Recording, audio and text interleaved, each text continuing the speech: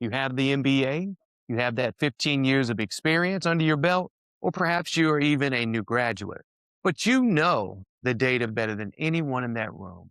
But did you know that the second you open your mouth in a high stakes business meeting and you say these words, I think we should do this, you've already lost the room. Because in Western business culture, I think doesn't sound polite, it sounds unsure. It signals that you are guessing and you're not leading.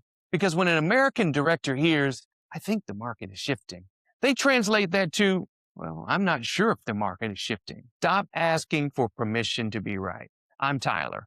I spent 25 years in the U.S. corporate sales sector, and now I'm living right here in Vietnam in Southeast Asia, coaching professionals in Southeast Asia and in East Asia on how to level up their English for the global market, especially the American market.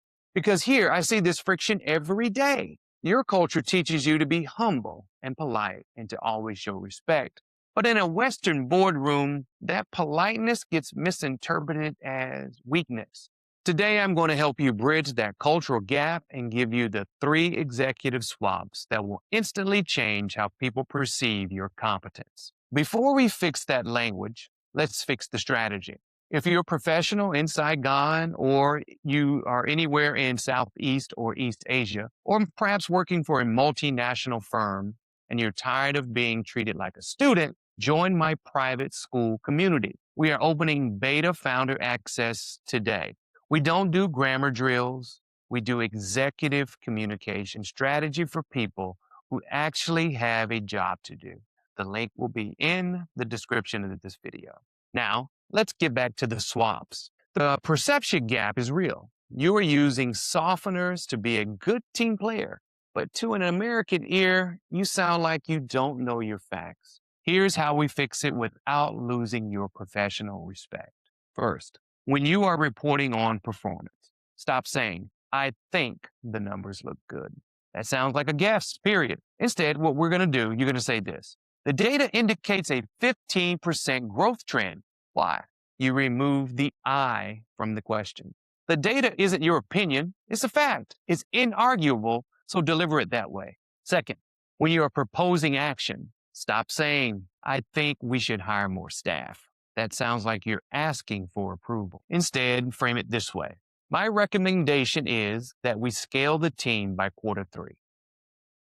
Why? Recommendation is a professional service word.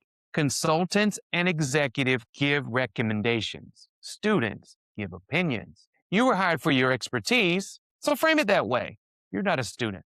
They want your expertise. Third, when you are validating a plan, stop saying, I think this plan will work. Instead say, from a strategic standpoint, this is the most viable path forward. Why? This shows you have the big picture. You aren't just looking at the task right in front of you, you're looking at the strategy. That is the language of the C-suite. Now, for a minute, let me give you a real-world example of why this matters. I was coaching a senior member here last week in District 1 here in Saigon. He's brilliant.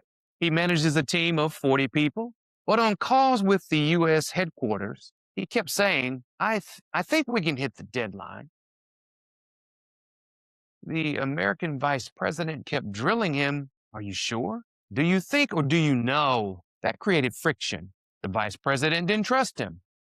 Not because of his skills, but because of his language. Well, we switched this approach. The next week, he looked the VP in the eye and said, the production schedule confirms we will hit the deadline.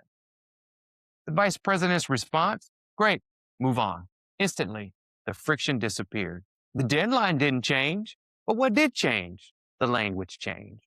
That is the power of these swaps. Here's a quick warning for you, though.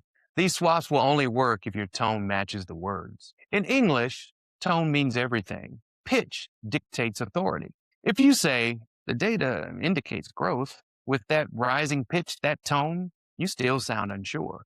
You're turning a statement into really a question. To sound executive, you must drop your pitch at the end of each sentence. Again, the wrong way. The data indicates growth. The right way to deliver that is, the data indicates growth. See, in the US, a downward inflection signals finality and authority. Practice dropping your voice at the period. The difference between a manager and a director isn't just what they know, it's how they deliver what they know. So stop diminishing your own expertise with weak language. Start using these swaps in your emails and meetings this week and watch how the room reacts. So if you want the full list of phrases that are secretly weakening your authority, download my executive language cheat sheet inside the Skool group. I'll see you in the next one. Be amazing.